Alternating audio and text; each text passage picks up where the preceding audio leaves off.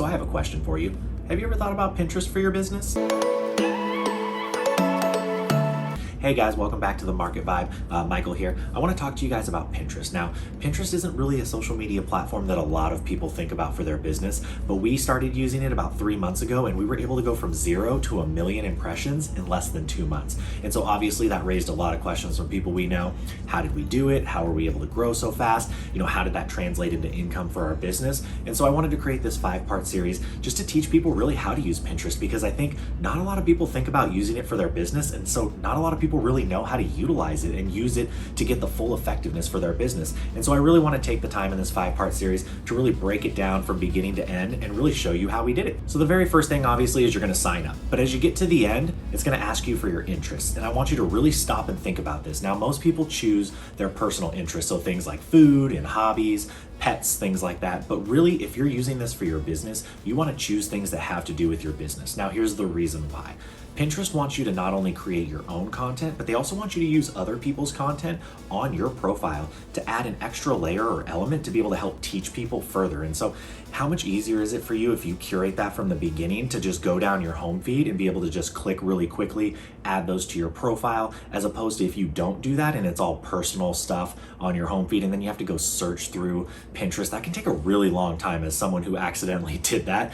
So you really want to think about your interests from the very beginning. And so for digital marketing for us, we would choose things like social media marketing, or social media or networking or business or entrepreneurship. And so when we did that, it curated our feed with all of that type of content. So it's really easy for me to go down our Pinterest feed, find the content I need, and add it to our profile. So the second thing you're going to want to do after you get all the way through signing up is you're going to want to optimize your profile. Now, I know that this sounds boring. This is obviously people's least favorite thing to do, but Pinterest is an SEO platform, and so it is searchable. So you want to make sure that you use great keywords when you're describing what it is that you do in your bio, in your about section. And so don't skip these things over. Really take the time to do these correctly, because if you don't, you're going to have to go back and fix these later. You might not get found when people are trying to search for the product or service that you offer. So really take the time to go down all of those settings and make sure you fill out all the descriptions, you fill out your bio, your at name, all the settings, because those are really, really important, especially at the beginning of your Pinterest journey. The third thing, and this is really, really simple, is it automatically puts your profile as a personal profile. Now, why that's bad is because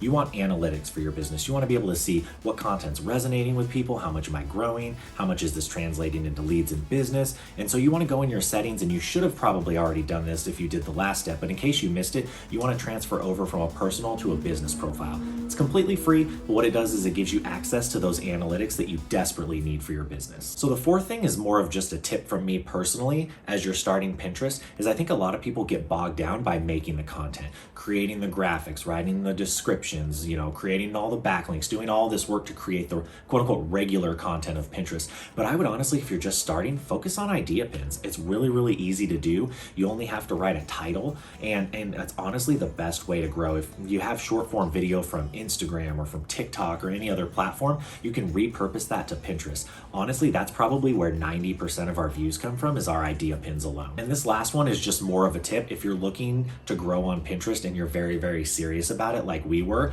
I would get Tailwind. And Tailwind is a lot like Instagram's Planoly or Later. It's basically a scheduling app, a tool that you can use to help kind of accelerate your Pinterest growth. And I'm going to do a whole separate video where I actually take you into Tailwind, kind of show you how to utilize it and grow for your business. But we would not have grown on Pinterest had we not have had Tailwind.